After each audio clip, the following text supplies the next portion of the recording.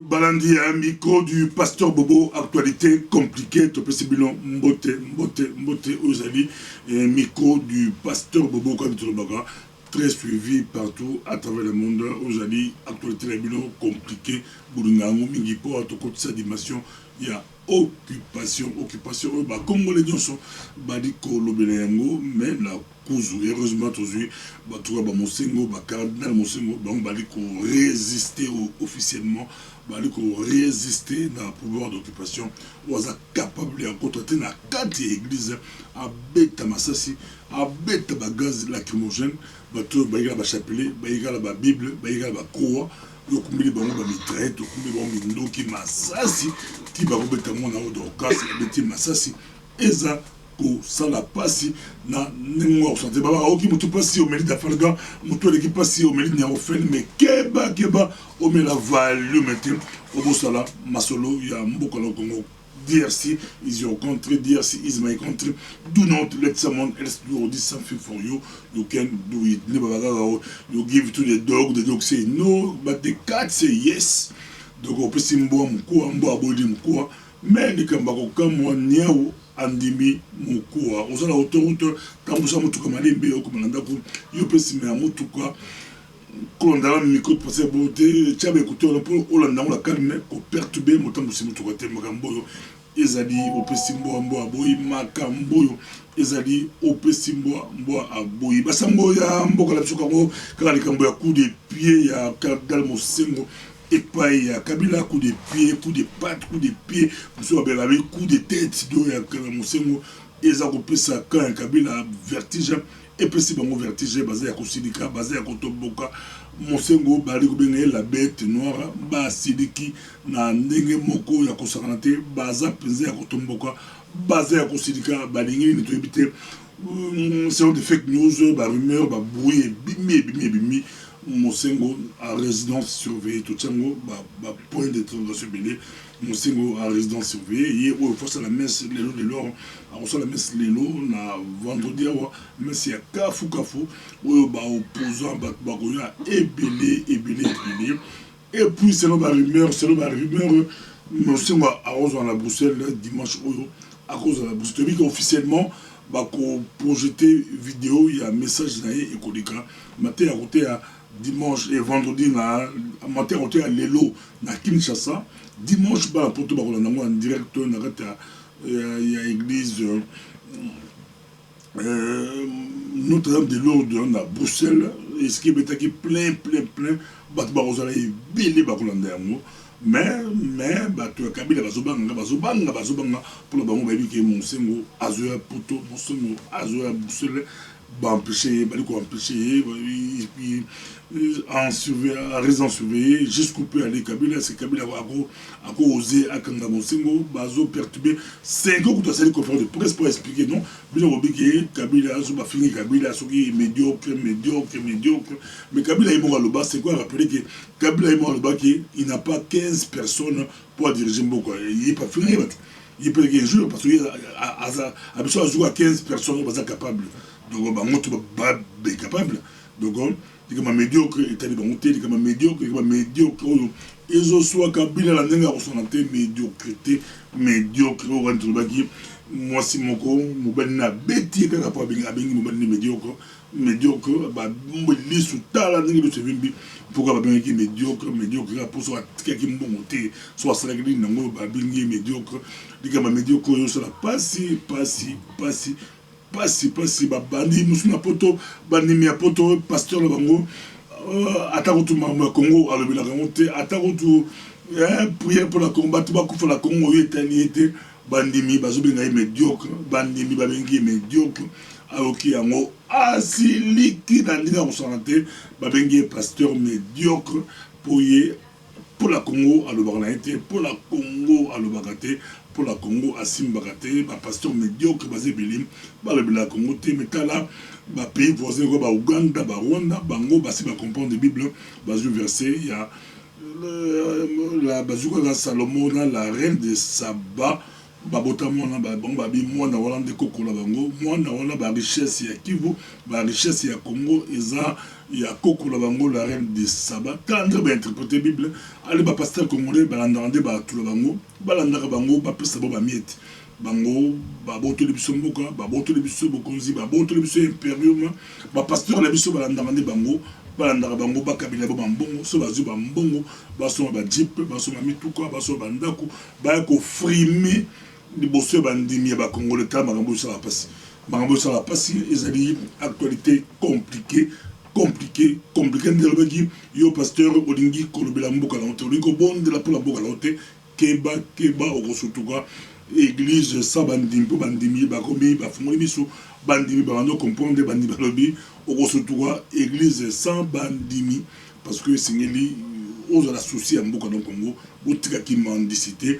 botikaki mandia botika bozoba botika ki médiocrité botika bojoba et aux la malamu donc cardinal Mosengo les opposants tout bali côté la cardinal Mosengo mais jusqu'au peut aller cardinal Mosengo depuis qu'il a dirigé la transition a dirigé la transition est-ce que tout à l'époque a dirigé la transition dans le cadre au Conseil de la République après conférence nationale a dirigé peu conférence nationale a dirigé un peu Kitoko est-ce que Lelo Mosengo a dirigé transition sans Kabila en tout cas Lelo presque toute la classe politique est presque unanime Mosengo a dirigé transition sans Kabila Kabila a ébi yango azulu kwa yene to belo bia lokiye atini mosi na ali bondela mosi na ali ko fukama ali la pana nzambe bali mbisa mobali na ye pote mobali na ye akoto ina kata église abetangi masasi bali mbisa ye Mosengo alobi aza corruptible te salikambo ya peuple ya likambo ya mboka Mosengo azo kimana ba téléphone ça soupe à côté na jeu pour but ya Kabila ezalaki apanzami l'église catholique on va 5 ans rappeler l'église catholique n'est pas comme un parti politique pour ça dédoublement parce que Kabila a panza pour ça parti tout au moins la 2 UDPS 2 MLC de ba combattant ba groupe belé comme à 2 à panza pour ça ba groupe tout à l'ingp à panza catholique ba c'était komekate biso ko panza biso te makambo ezali pasi Congo ezali mboka na yo Congo ezali mboka na ngai tala polémique ezali entre Mouchobe quoi Marie-Ange Mouchobe quoi na journaliste oya akumbaki bakende kotala do casse tala mutu la pasi mutu la mwa mutu bane babimisa ye aya Belgique babimisa ye aya Paris babimisa ye aya na États-Unis azoba ba soins appropriés Marie-Ange abangaki les bateaux de l'homme a rapidité à coopérer aux autres cinémas là bateau na état grave na état comateux na état boulot cinéma papier et ça passe bateau va féliciter journaliste là mon mention là Azam Makasi et Lombe oyo a dénoncé ba pratique tala makambo yo ba image oyo itamboli mokili bomba ba komi kosola ekomi ya kosola Ange Mouchobe Marie-Ange azolo balandingi na ye mais bato bakonte les journalistes babezaka bemi c'est bravo aboyaki lokuta ye a dénoncé yango balingai basinisi mono na famille na ye ba papier ya butu bakimisa ye butu po babongisa batrace butu tala makambo ya Congo eza blague te makambo ya Congo ezali opesi mbwa aboyi to rappelez moi que samedi na tombé kawa to na madame je suis pour Kasabobo conférence ya kafu ya bengisi ba congolais partout pour sur la stratégie sur la Congo pour réfléchir pour na Congo et commander la 14h30 na centre culturel ya Stombek Beva donc ma parole ebele pour tout réfléchir pour la mort de la mission mbala mingi ba politicien ba ketsala ba réunion ba benga bisoté ba kendara ba benga bisoté ba bossa na peuple sur ba beti mutu ba souki ne bazonga par la mission mais madame je suis la base la peuple la benga peuple ba congolais ba fanda ensemble ba solo to rappelez ce dimanche na Belgique mais ça kafuka ferozala na Notre-Dame de Lourdes na jet awa mais sona d'abord ça les lots vendredi na Kinshasa Mosengo aussi la Kinshasa où ba image on va projeter en haut na Bruxelles dimanche na 15h30 mais tu ya kabila bazobanga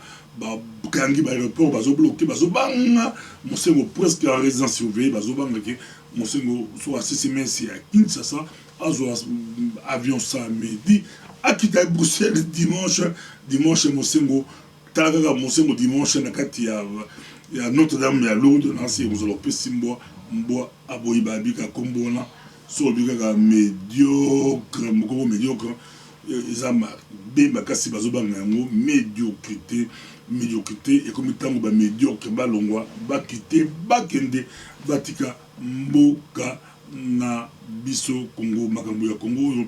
ezali ko sala pasi likambo ya Congo oyo ezo sala pasi notre communauté taux de médiocrité de qui ba image ya mobulu bana basi komitika mutakala na ba vidéo et so la pasi tout tika la médiocrité tout on ngamboka la biso on a musupa asali vidéo pour finga bato attaquer bato lobi la mo na mutakala internet makambo za soni za pasi